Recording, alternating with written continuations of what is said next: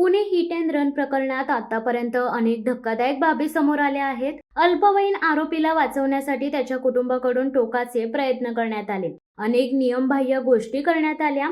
पैशाच्या जोरावर कायद्याला धाब्यावर बसवण्याचा प्रयत्न केला. पण मीडियाने हे प्रकरण लावून धरल्यामुळे सुदैवाने या सगळ्या गोष्टी उघड झाल्या. अल्पवयीन आरोपीचे चक्क ब्लड सॅम्पल बदलण्यात आले, जेणेकरून अपघाताच्या वेळी तो दारू पिऊन गाडी चालवत होता हे सिद्ध होणार नाही.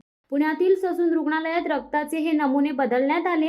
ससूनमधील या ब्लड फेरफार प्रकरणात पोलिसांनी डॉक्टर अजय तावरे, डॉक्टर श्रीहरी हळनोर आणि शिपाई घटकांबळे या तिघांना अटक केली आहे. अखेर ससून रुग्णालयातील डॉक्टरांनी मुलाचे बदललेले ब्लड सॅम्पल हे एका महिलेचे असल्याचे चौकशी समितीच्या अहवालात नमूद केल्याची माहिती सूत्रांनी दिली आहे.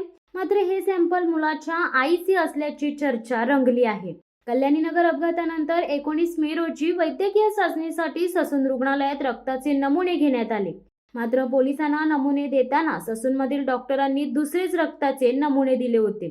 त्यामुळे त्या रक्त चाचणीत कोणताही दोष आढळून आला नाही. मात्र अनेक दिवस जे रक्त पोलिसांना देण्यात आले होते ते कुणाचे होते हा प्रश्न अनुत्तरित होता. अखेर या प्रकरणाच्या चौकशीसाठी नेमलेल्या समितीने बुधवारी अहवाल सादर केला. त्यात मुलाचे रक्त नमुने हे एका महिलेचे असल्याचे समोर आले आहे. कारण ज्यावेळी रक्त चाचणी घेण्यासाठी रक्त घेतले गेले तेव्हा आरोपीच्या आई रुग्णालयात हजर असल्याची माहिती पोलिसांनी दिली आहे. त्यामुळे पोलिसांकडून मुलाची आई शिवानी अग्रवाल यांची देखील चौकशी होणार असल्याचे समजते.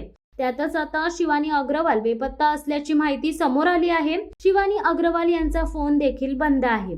त्यामुळे मुलाची आई व विशाल अग्रवाल यांच्या पत्नी नेमक्या कुठे गायब झालेत असा प्रश्न आता सर्वांनाच पडला आहे. शिवसत्ता टाइम्स न्यूज ब्युरो, पुणे.